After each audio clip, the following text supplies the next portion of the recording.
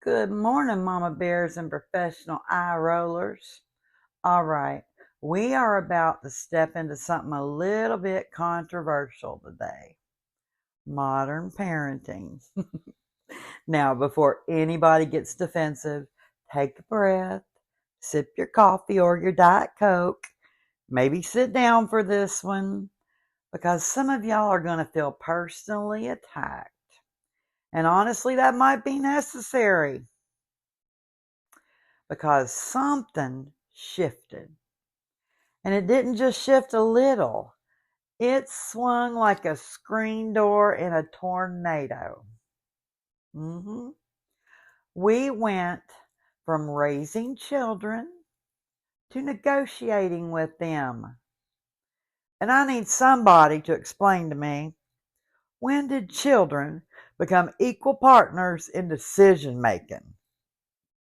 Because I'm watching full grown adults have full conversations with tiny humans about whether or not they feel like doing basic things. Feel like brushing teeth, going to bed, putting on shoes. Putting on shoes. There are toddlers out here with more veto power than Congress, for God's sakes. Those are not negotiations. Those are instructions. Growing up, there was no emotional summit meeting over toothpaste.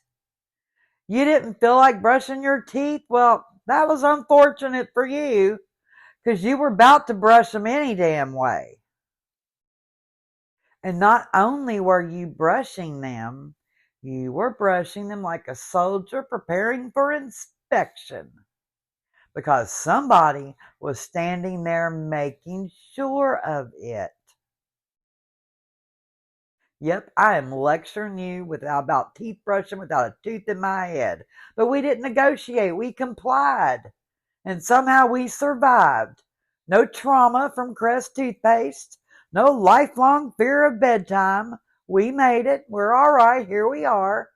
Now, before somebody jumps in, yes, things have improved in some ways. We do talk about emotions more. We try to understand our kids. We're more involved. That's good. Nothing wrong with that. But in the middle of all that progress, we lost something important. Very important. Structure. Structure. Structure got replaced with discussion, and children need structure. Oh my goodness. They need boundaries. They need consistency. They need to know that somebody is in charge, and it's not the tablet. Because if you are not in charge, they will be. And I promise you, that is not cute. Not one little bit. That is chaos with snacks.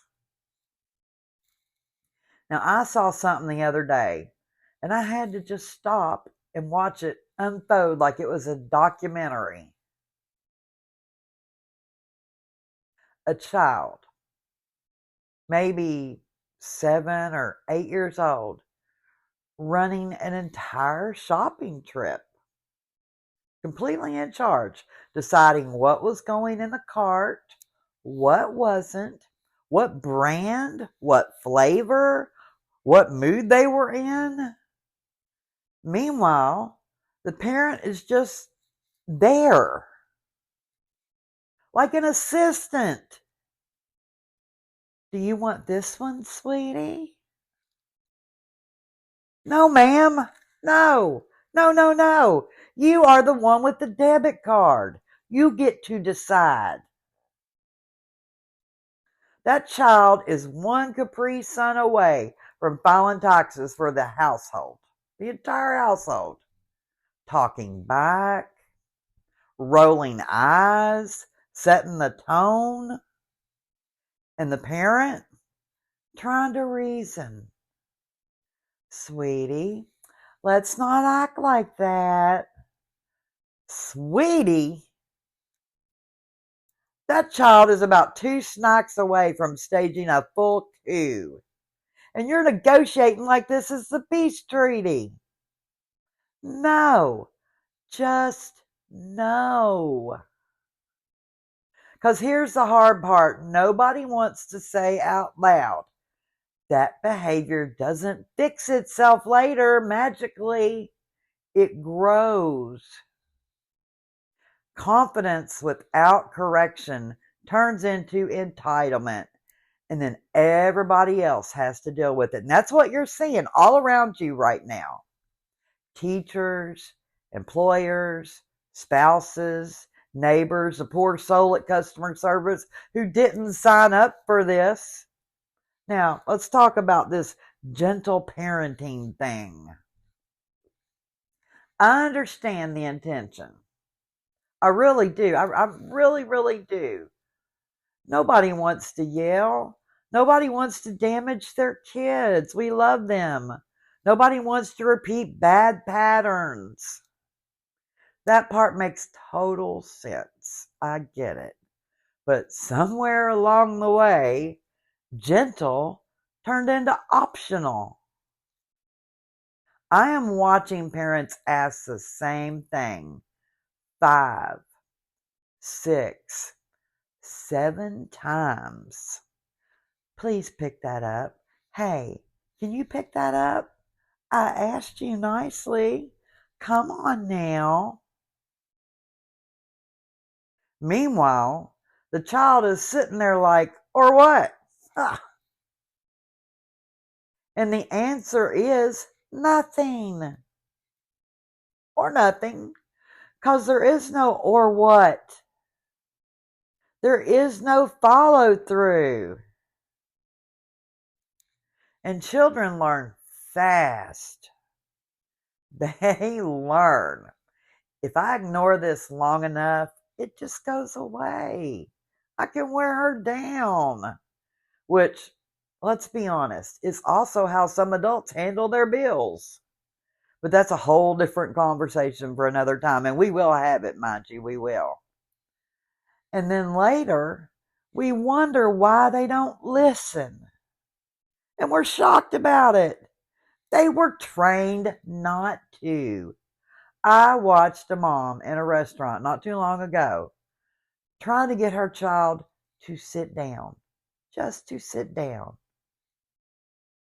That child stood up, sat down, got back up, walked away, came back, climbed under the table, popped back up again like a groundhog checking the weather. And every single time, please sit down. Same tone, same words, same result. Nothing changed because nothing changed. At some point, words without action becomes background noise. And you get that point real quick when you're a kid. They're really good at tuning out noise, especially when the noise has no consequences attached to it. Now, here's another one. And this one gets people real quiet. The my child can do no wrong mindset. Oh, this one is everywhere. Drives me crazy. A child acts out, disrespects someone, pushes boundaries, and instead of correction, there's a full defensive team. Well, that's just their personality. They're expressing themselves. They're so strong-willed. No, they're being disrespectful. And if nobody addresses it now, somebody will address it later. I promise you that. And that later, it's not going to come with a gentle tone in a juice box. It's going to be a teacher, a boss, hopefully not a police officer, but could be, or a judge. People who are not interested in your parenting philosophy, they are interested in behavior. So your words are going to fall on deaf ears with him about as much as your child listens to you, and that's reality. So let's be real for a second, because this matters. Parenting is hard, hard work. It's exhausting. It's constant, doesn't clock out. You don't get PTO. You don't get sick days. You don't even get to go to the bathroom alone half the damn time.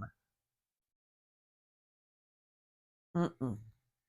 Nobody is getting it perfect. Nobody is. It's real easy for me to sit here and talk about it, but nobody's getting it perfect. I understand. But there is a difference between doing your best and avoiding discomfort altogether. Because parenting requires discomfort. Saying no, holding boundaries, being consistent, standing your ground when they look at you like you just ruined their entire life because you said no to a second popsicle. That's not always fun. No. But it is necessary. Necessary. Because we're not raising children, we're raising adults. Future co-workers, future spouses, future neighbors, future people we are all going to have to interact with. And how they show up in the world starts at home. Now let me say this, because this matters too. There are amazing parents out here. There really are. Balanced, loving, firm, present, doing it right. And you can see it in their kids. Respectful, confident, secure. Those things are important. Not afraid of boundaries, but not running the household either. That's the goal. 100%. Not fear, not chaos, balance. But right now, we're seeing a whole lot of imbalance. Way too much freedom without responsibility. Too much voice without guidance. Way too much negotiation without leadership. And kids feel that. They do. Because deep down, they really don't want to be in charge. I promise you they don't. They want to feel safe and loved. And safety comes from structure. That's it. Meanwhile, Grammie Tammy will be over here loving her kids, listening to her kids, but also making it real clear who's running the show. Because I refuse to raise somebody the world has to correct later. Now, having said that, I'm curious. Have you seen this shift in people? Do you notice it? Is it just me? I'm noticing it everywhere. Or are you out here just trying to survive it like the rest of us? Because I don't think I'm imagining this. I really don't. But who knows? I think we're watching a whole generation being raised on vibes and how you feel and no follow through. And that's going to show up later. It really is. All right, I'm done now.